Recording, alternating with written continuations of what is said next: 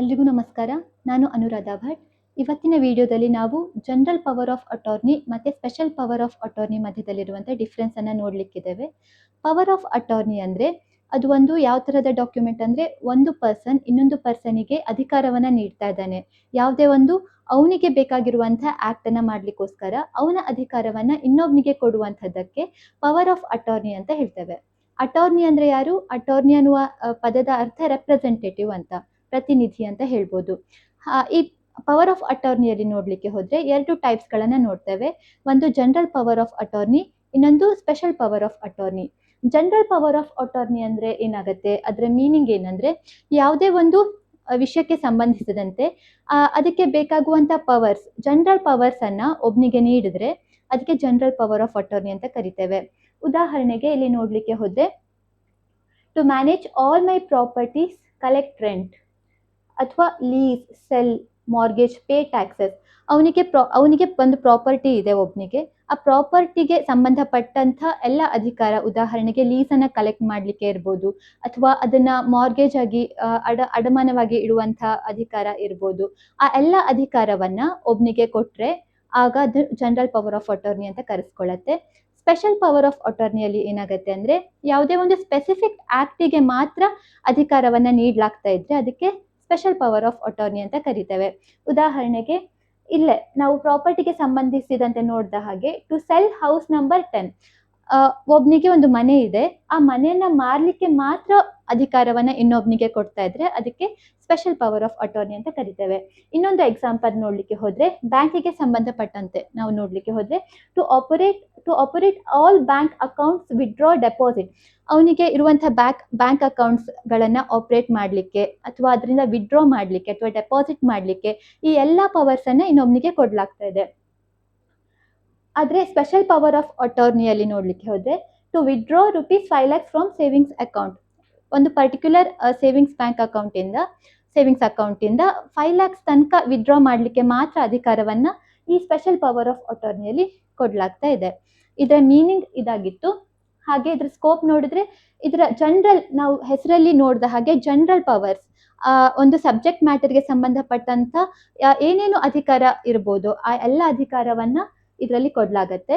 Special power of ಅಟಾರ್ನಿಯಲ್ಲಿ ಇದರದ scope ಏನಿರುತ್ತೆ ಅದು limited ಇರುತ್ತೆ. ಯಾವುದೇ ಒಂದು ಪರ್ಟಿಕ್ಯುಲರ್ ಟಾಸ್ಕಿಗೆ ಆಗಿರ್ಬೋದು, ಅಥವಾ ಪರ್ಟಿಕ್ಯುಲರ್ ಆ್ಯಕ್ಟಿಗೆ ಆಗಿರ್ಬೋದು, ಅದಕ್ಕೆ ಮಾತ್ರ ಲಿಮಿಟೆಡ್ ಆಗಿ ಇರುತ್ತೆ.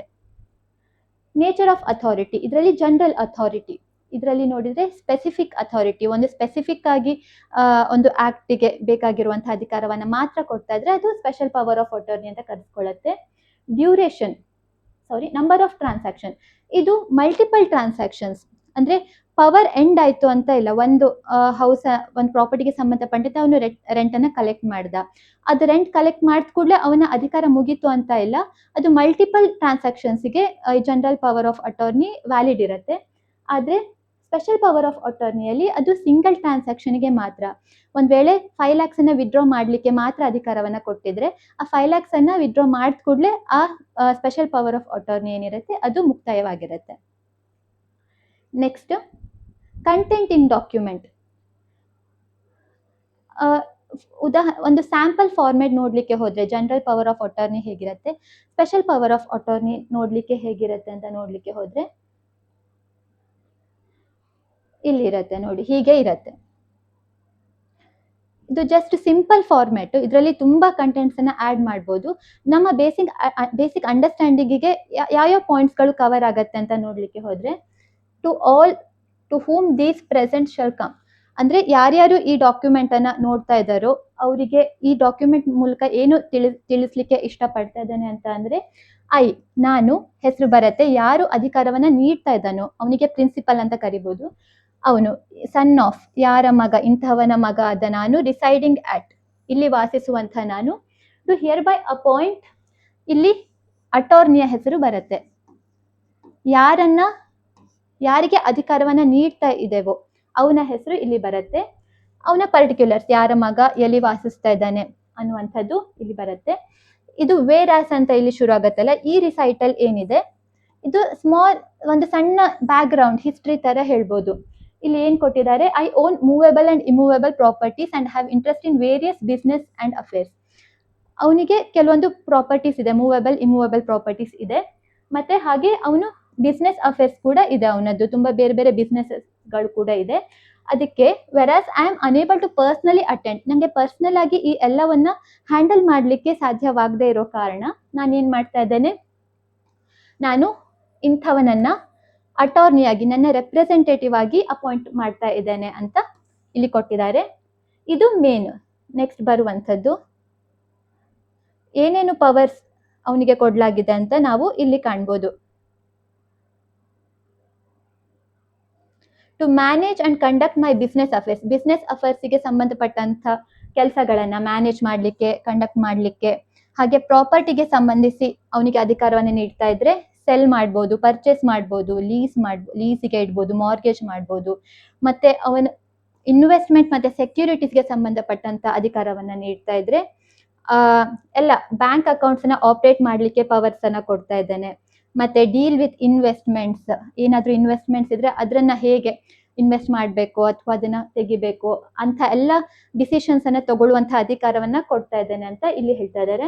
ಮತ್ತೆ to represent me before court, government authorities and other officers, ಯಾವುದೇ ಒಂದು ಗವರ್ಮೆಂಟ್ ಆಫೀಸರ್ಸ್ ಮುಂದೆ ರೆಪ್ರೆಸೆಂಟ್ ಮಾಡಲಿಕ್ಕೆ ಇರ್ಬೋದು, ಅಥವಾ ಬೇರೆ ಕೋರ್ಟ್ ಮುಂದೆ ತನ್ನನ್ನು ರೆಪ್ರೆಸೆಂಟ್ ಮಾಡಲಿಕ್ಕೆ ಅವನಿಗೆ ಅಧಿಕಾರವನ್ನ ಕೊಡ್ತಾ ಇದ್ದಾನೆ ಅಂತ ಆಗಿರ್ಬೋದು. ಹಾಗೆ ಯಾವ್ಯಾವ ಪರ್ಪಸ್ಸಿಗೆ ಅಧಿಕಾರವನ್ನ ಕೊಡ್ತಾ ಇದ್ದಾರೆ ಅಂತ ಹೀಗೆ ಬರ್ತಾ ಹೋಗುತ್ತೆ. ಅದು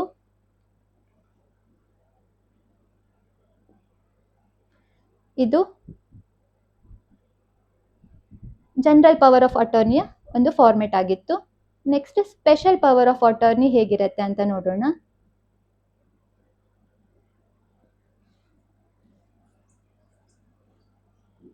ಇದರಲ್ಲೂ ಸಹ ಎಲ್ಲದೂ ಸೇಮ್ ಇರುತ್ತೆ, ಆದ್ರೆ ಒಂದೇನು ಅದು ಬೇರೆ ಬೇರೆ ತುಂಬಾ ಆಕ್ಟ್ಸ್ ಗಳಿರೋದಿಲ್ಲ, ಯಾವುದೋ ಒಂದು ಪರ್ಟಿಕ್ಯುಲರ್ ಆಕ್ಟ್ ಗೆ ಸಂಬಂಧಪಟ್ಟ ಮಾತ್ರ ಅಧಿಕಾರವನ್ನ ಕೊಟ್ಟಿರ್ತಾರೆ.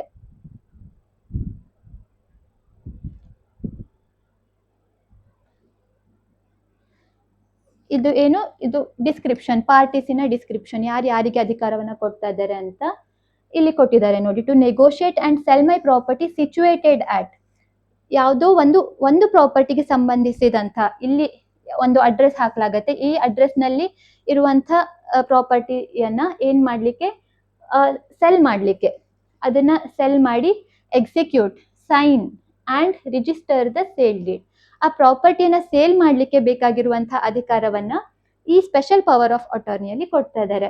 ಹಾಗೆ ಸೆಕೆಂಡ್ ಪಾಯಿಂಟ್ ಏನಿದೆ, to receive the sale consideration, sale ಆದ ಕೂಡಲೇ ಅದಕ್ಕೆ ಸಂಬಂಧಪಟ್ಟ ಕನ್ಸಿಡರೇಷನ್ ರಿಸೀವ್ ಮಾಡ್ಲಿಕ್ಕೆ. ಮತ್ತೆ ಟು ಡೆಲಿವರ್ ಪೊಸೆಷನ್, ಯಾರು ಸೆಲ್ ಮಾಡಿದಾರೋ ಅವರಿಗೆ ಪೊಸೆಷನ್ ಅನ್ನ ಡೆಲಿವರ್ ಮಾಡಲಿಕ್ಕೆ.